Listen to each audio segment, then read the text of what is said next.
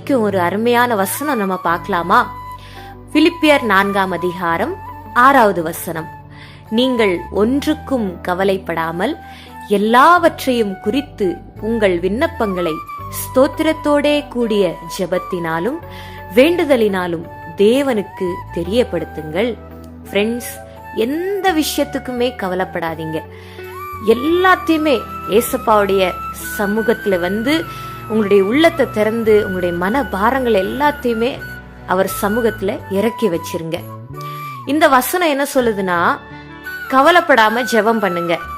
ஆனா நம்ம எல்லாரும் என்ன பண்ணிட்டு இருக்கோம்? ஜெபம் பண்ணாம கவலைப்பட்டுக்கிட்டே இருக்கிறோம். ஃப்ரெண்ட்ஸ், இதனால என்ன பிரயோஜனம்?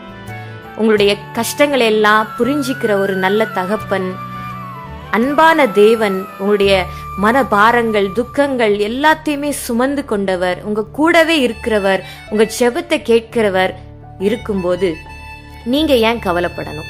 அதனால கவலைப்படாம அவருடைய சமூகத்துல உங்களுடைய மனபாரங்கள் எல்லாத்தையுமே அவர் மேல இறக்கி வச்சிருங்க.